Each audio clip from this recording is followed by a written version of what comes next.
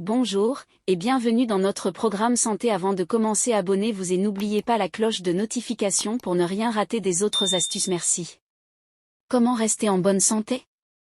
La santé est un bien précieux qu'il faut préserver et améliorer tout au long de sa vie. Pour être en bonne santé, il faut adopter un mode de vie sain, qui repose sur 3 piliers principaux: l'alimentation, l'activité physique et le bien-être mental.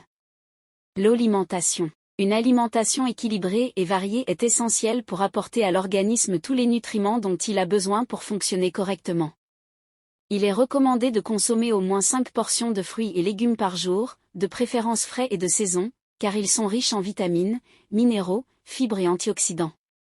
Faut également privilégier les aliments complets, comme le pain, les pâtes, le riz ou les céréales, qui contiennent des glucides complexes, source d'énergie et de satiété. Les protéines, qu'elles soient animales ou végétales, sont indispensables pour la croissance et le renouvellement des cellules. Il faut choisir des viandes maigres, comme le poulet ou la dinde, des poissons gras, comme le saumon ou le thon, qui apportent des oméga 3 bénéfiques pour le cœur et le cerveau, ou des légumineuses, comme les lentilles ou les pois chiches, qui sont également riches en fer et en fibres. Les produits laitiers, comme le lait, le yaourt ou le fromage, sont une source de calcium, nécessaire pour la santé des os et des dents. Il faut les consommer avec modération, en privilégiant les versions allégées en matières grasses. Enfin, il faut limiter la consommation de graisses saturées, de sucres ajoutés et de sel, qui sont néfastes pour la santé cardiovasculaire, le poids et la tension artérielle. Il faut éviter les aliments transformés, comme les plats préparés, les biscuits, les sodas ou les charcuteries, qui contiennent souvent des additifs, des conservateurs et des colorants. Il faut également boire suffisamment d'eau, environ 1,5 litre par jour, pour hydrater le corps et favoriser l'élimination des déchets. L'activité physique. Faire de l'exercice régulièrement est un autre facteur clé pour rester en bonne santé.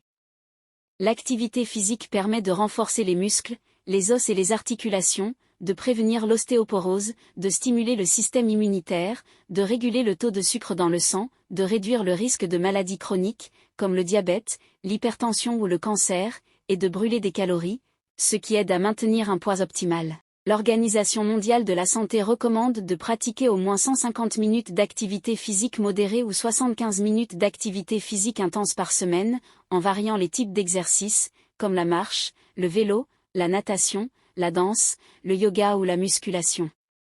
Il est important de choisir une activité qui nous plaît, qui s'adapte à notre niveau et à notre condition physique, et de l'effectuer de manière progressive et régulière, en respectant les consignes de sécurité et d'hygiène. Il faut également éviter la sédentarité, qui est un facteur de risque pour la santé, en limitant le temps passé devant les écrans, en se levant toutes les heures, en prenant les escaliers plutôt que l'ascenseur, ou en se déplaçant à pied ou à vélo plutôt qu'en voiture. Le bien-être mental. La santé ne se limite pas à l'aspect physique, elle englobe aussi le bien-être mental et émotionnel.